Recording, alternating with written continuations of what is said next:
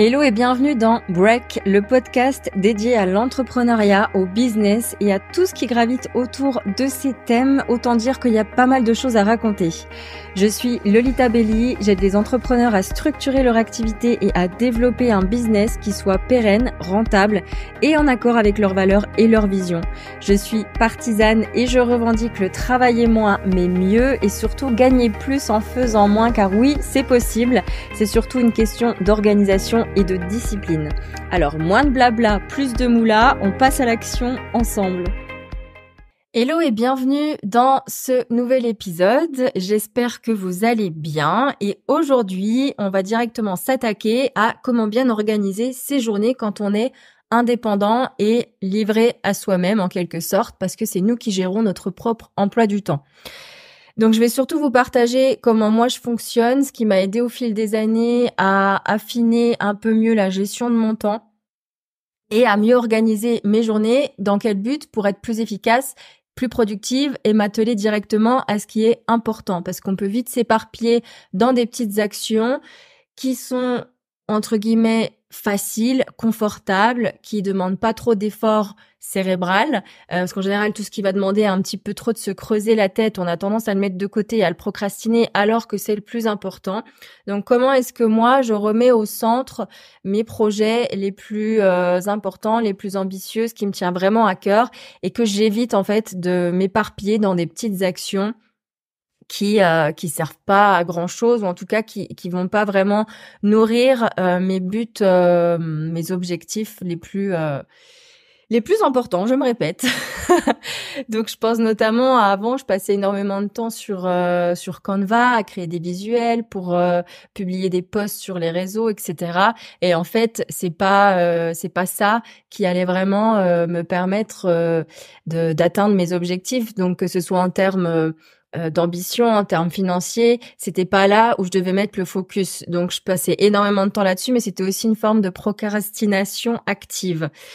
Donc voilà, comment est-ce qu'aujourd'hui je m'organise et qu'est-ce que je peux vous donner comme petits tips et conseils pour que vous aussi vous appreniez, si ce n'est pas déjà le cas, ou si vous avez encore un petit peu du mal à mieux organiser vos journées pour être plus efficace. Donc en fait, pour moi, le premier point, c'est que faut comprendre que votre journée elle commence déjà la veille.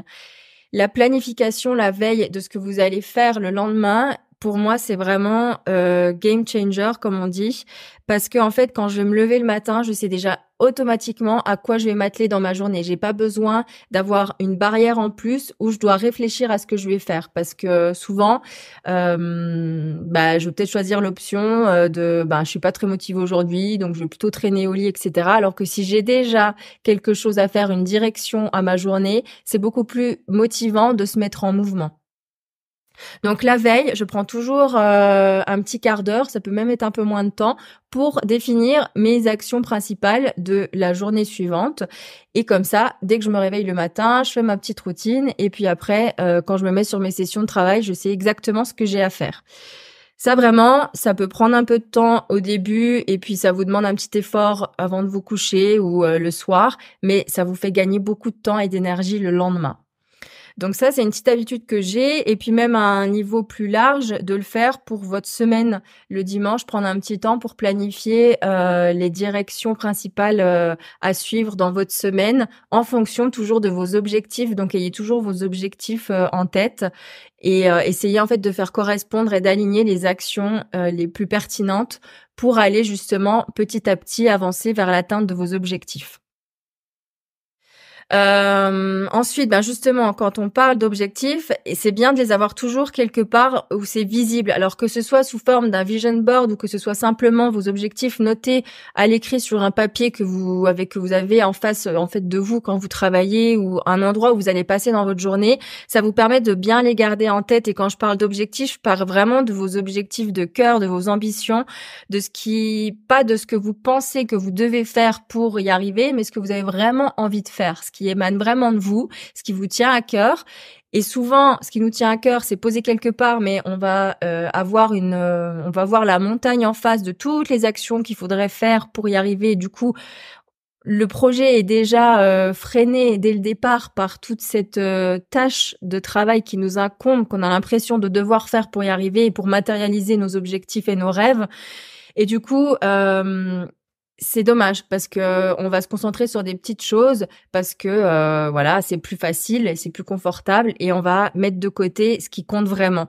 Donc, ce qui compte pour vous, écrivez-le quelque part de façon claire et vraiment placardez-le sur votre frigo, au-dessus de votre bureau, vraiment un endroit où vous passez tous les jours. Et dès que vous sentez que vous vous éparpillez, relisez ces objectifs, reconnectez-vous à ces intentions et vraiment, c'est ce qui va vous permettre d'éviter de prendre des chemins de traverse et de revenir sur la route principale, on va dire. Ensuite, moi, il y a un truc qui est hyper important et ça, je sais que c'est pas fait pour tout le monde, mais bon, il faut tester aussi, il faut se donner les moyens aussi d'expérimenter. C'est que j'ai vraiment besoin d'une morning routine.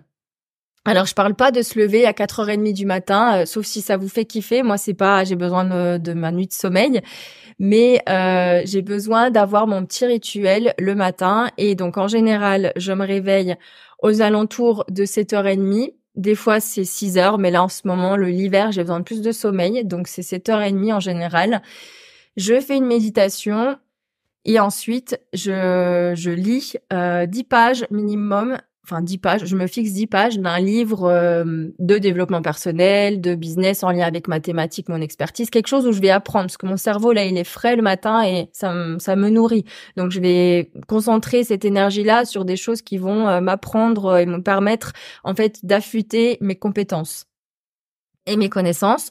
Donc, j'ai ça. Ensuite, je bois mon petit verre d'eau, je fais mon petit déjeuner et après, je me fais ma première session de travail. Mais j'ai vraiment déjà besoin de ces petites actions le matin pour me mettre en mouvement et me prioriser moi avant de sauter sur mon téléphone, d'aller sur mes notifications, d'ouvrir ma boîte mail et d'être déjà submergée par tout ça, ce qui va avoir tendance justement à ne pas me motiver et à me faire procrastiner.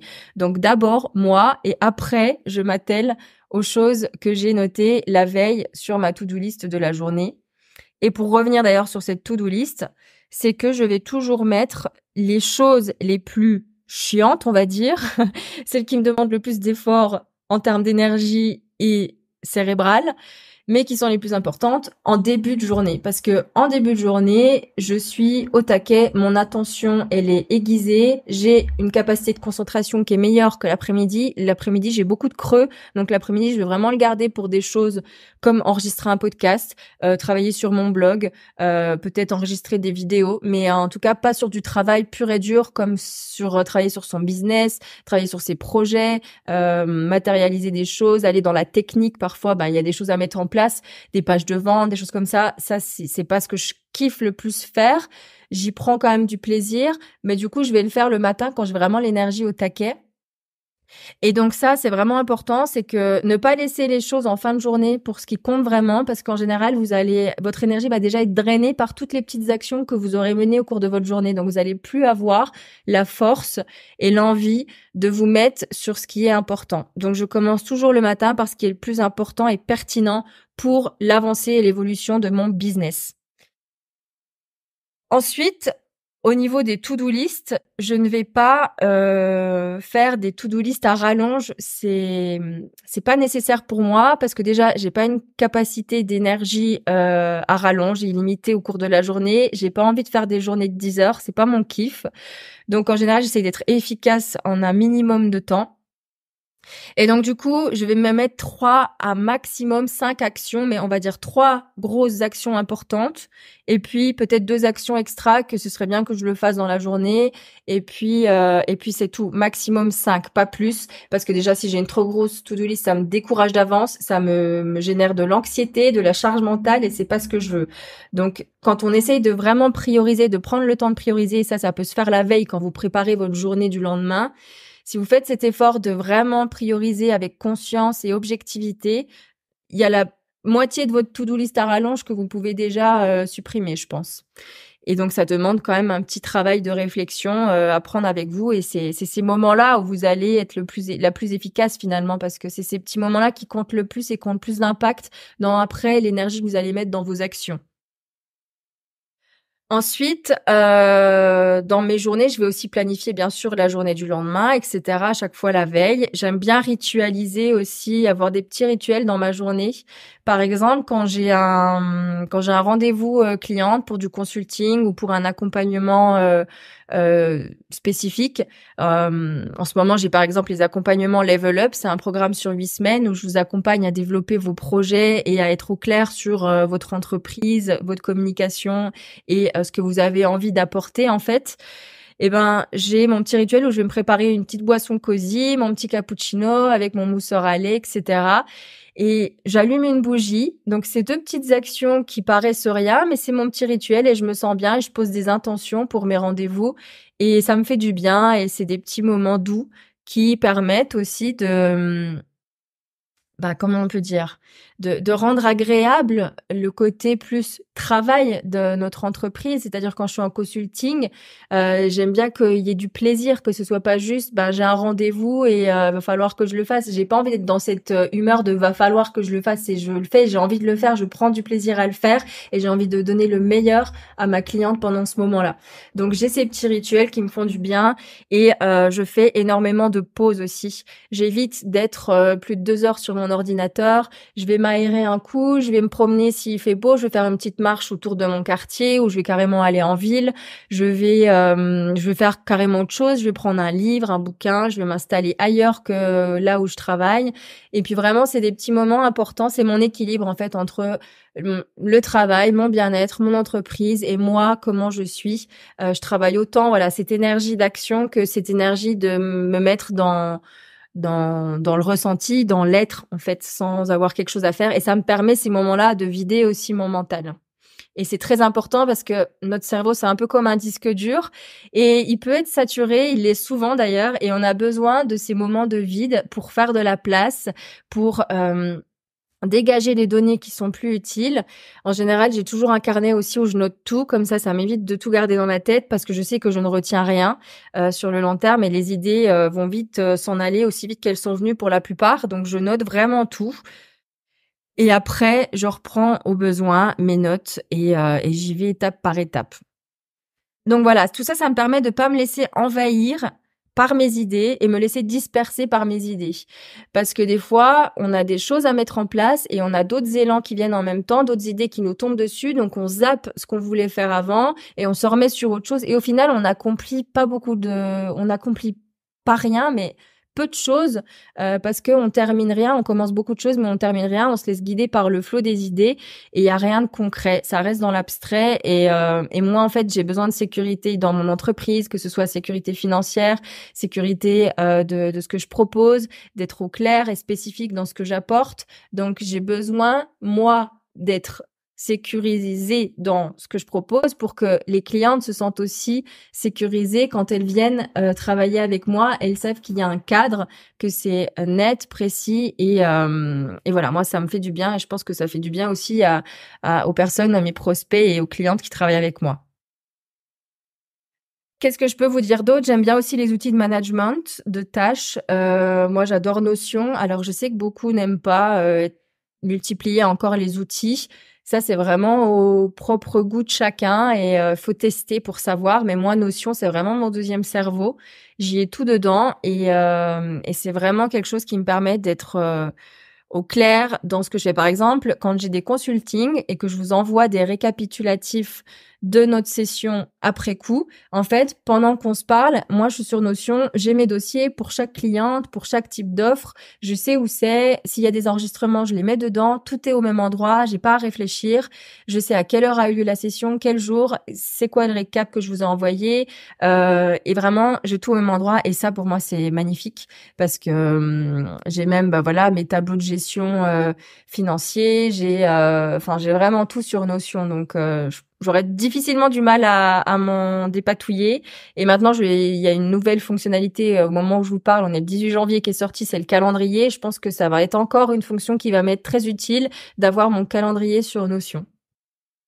Mais encore une fois, comme ça demande un peu de patience au début pour appréhender l'outil, eh bien, il y en a aussi qui n'ont pas envie de se remettre encore dans la technique. Donc, à chacun de s'organiser, que ce soit avec des notes papier sur des carnets, etc., ou que ce soit sous forme digitale, trouver ce qui fonctionne pour vous en fait. Et puis, si Notion vous intéresse, j'ai une petite vidéo tutoriel d'introduction très rapide sur YouTube. Donc, n'hésitez pas à aller jeter un œil si vous voulez commencer par curiosité, à voir à quoi ça ressemble. Et enfin, la dernière petite chose que je peux vous dire dans l'organisation de mes journées, enfin, il y a encore deux petites choses, c'est de un, que j'ai repris le contrôle sur l'usage de mon téléphone. Donc, je suis passée par vraiment plusieurs étapes. Il y a eu de se mettre en mode avion, de mettre le téléphone ailleurs, de supprimer les notifications, de mettre mes applications dans des dossiers parce que comme ça rajoute encore des barrières pour aller chercher, de me déconnecter des applications pour devoir me reconnecter et donc du coup ça me remet une barrière. J'ai même installé une application qui s'appelait Minimaliste quelque chose. Faudrait que je vous la retrouve, je la mettrai dans la description. En fait, votre écran est tout noir et très minimaliste sur votre fond d'écran. Il n'y a absolument que que du texte. Il n'y a plus en fait les icônes colorées qui nous excitent et qui nous donnent envie d'aller cliquer parce que c'est aussi étudié pour ça. Hein. Donc il y a plus ces icônes là. Donc c'est très déroutant. C'est pas du tout sexy. Ça donne pas du tout envie d'aller sur son téléphone. Donc ça fonctionne bien. Mais j'ai fait la version test. Après ça devient payant. J'ai pas envie aujourd'hui de payer pour ça, mais ça peut être vraiment intéressant en tout cas à tester. C'est assez déroutant parce que du coup on n'a plus les mêmes repères que d'habitude et on a vraiment moins envie d'aller sur son téléphone. Et en fait, quand j'ai fait une pause aussi en fin d'année 2023 où j'ai éteint mon téléphone pendant 5 jours, ça m'a fait un bien fou. Je vous en parlerai sûrement dans un autre épisode ou sur une vidéo YouTube. Je sais pas encore sous quel format, mais je me suis rendu compte que j'avais beaucoup plus de mémoire, que j'étais beaucoup plus affûtée au niveau de mon esprit, réfléchissais plus vite. Seulement au bout de 5 jours, je ressentais pas de manque vis-à-vis des réseaux sociaux. Ça m'a vraiment permis de prendre de la distance. Je me suis rendu compte aussi que j'étais pas accro à mon téléphone parce qu'il ne m'a pas manqué pendant ces 5 jours. Donc ça, c'était une bonne nouvelle, c'est positif.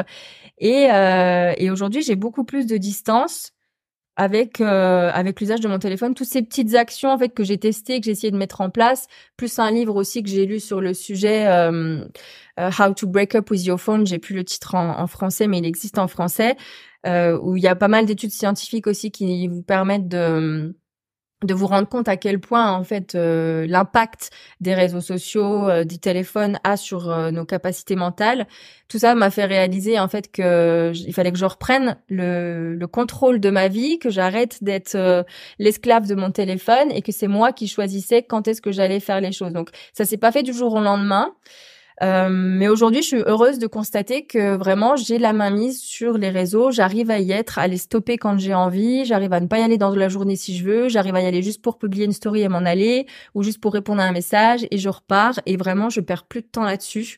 Et ça, c'est une grande victoire. Donc vraiment, ça peut vous faire perdre un temps fou le téléphone. Je pense qu'on s'en rend pas toujours très compte, mais vraiment on passe beaucoup d'heures dessus et à regarder en plus la vie des autres au lieu de créer la sienne et à se comparer et à nourrir des pensées, des croyances qui vont nous limiter, nous paralyser, nous faire procrastiner. Donc vraiment il y a du positif dans les réseaux sociaux et dans le téléphone, ça je le nie pas, mais il y a aussi beaucoup de contraintes et de négatifs. Donc, à vous de trouver votre équilibre juste par rapport à ça. Et du coup, moi, de pas le prendre dès le matin, ça me permet de me concentrer directement sur ce que j'ai à faire et de pas être dessus le soir. Maintenant, je fais de la lecture le soir. Pareil, c'est mieux pour moi. Je dors mieux. Je l'ai pas avec moi. Il est éteint la nuit et c'est tant mieux comme ça. Et la deuxième chose encore avant de terminer, c'était, j'ai oublié. Ah oui, ça m'est revenu. La deuxième chose, c'est que j'ai traqué mon temps et ça a été une grosse prise de conscience, un gros déclic sur justement après comment j'allais aménager l'organisation de mon temps dans mes journées, dans mes semaines, etc. Le fait d'avoir traqué mon temps et d'avoir précisément indiqué ce que je faisais de tel moment à tel moment, donc je vous en ai déjà parlé dans un précédent épisode, j'utilise Toggle Track, qui est un outil en ligne gratuit qui vous permet de lancer votre session et de l'arrêter au moment où ça s'arrête. Et puis, Vous pouvez indiquer ce que vous faites pendant cette session. Et en fait, à la fin de la semaine, à la fin du mois, vous voyez exactement à quoi vous octroyez le plus de temps. Et en fait, moi, je me suis rendu compte que je perdais du temps avec des choses qui n'étaient pas forcément utiles à mes objectifs. Et je me suis dit, si ce temps-là, je le passais à faire plutôt ça, j'irais beaucoup plus vite, beaucoup plus loin. Donc, traquer le temps. Je sais que c'est fastidieux et c'est chiant, mais si vous pouvez le faire pendant une semaine, un mois, c'est l'idéal pour voir où va votre temps, parce que le temps est précieux et est une ressource très, très précieuse. Ça va vraiment vous aider à mieux organiser vos journées, mieux organiser votre énergie et votre temps. Donc, je le répète encore et encore, mais n'hésitez pas à faire cet exercice-là avec constance sur plusieurs semaines pour avoir une vision globale de comment ça se passe un mois chez vous, parce que il y a l'idée qu'on s'en fait et puis il y a la réalité. Et en général, il y a un peu de différence entre les deux, même beaucoup.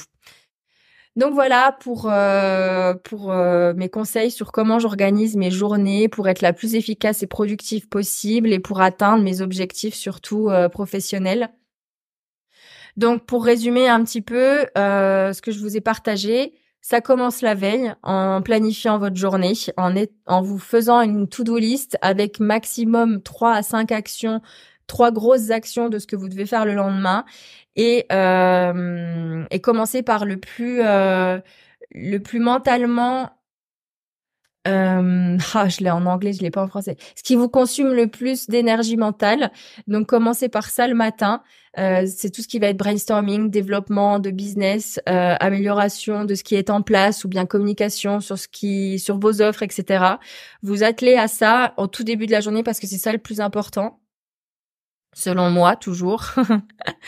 Et ensuite, vous octroyez des pauses parce que votre cerveau a besoin de se vider, a besoin de recharger ses batteries. Donc, c'est hyper important. Il faut qu'il y ait autant de temps d'effort que de temps de pause. C'est un équilibre à mettre en place. Et c'est OK de ne rien faire. Quand vous faites rien, vous êtes en fait très productive. Aussi, si vous voulez utiliser des outils de management, moi j'utilise Notion, c'est pas obligatoire, mais il y a quand même un endroit où vous pouvez suivre un peu vos avancées et noter vos idées. Essayez de vous ritualiser un petit peu certains moments de la journée, si vous en ressentez le besoin, pour apporter un peu plus de douceur à vos énergies d'action. Créer des espaces dans lesquels vous faites des choses que vous aimez, ça vous permet aussi de vous adonner à d'autres activités et ça vous évite aussi de trop vous disperser dans toutes vos idées. Vous faites d'autres choses, donc votre cerveau il est concentré sur des activités différentes. Reprenez le contrôle de l'usage de votre téléphone. Si c'est quelque chose qui prend trop de temps dans votre journée, que vous êtes tout le temps dessus, que vous n'arrivez pas à vous en dépatouiller, il faut mener des actions par rapport à ça. Il y a personne qui le fera à votre place. Donc, c'est à vous de trouver des petits hacks, des petits tricks, des pièges comme ça pour hacker votre cerveau et hacker votre utilisation du téléphone. Donc, s'il faut être radical, soyez radical.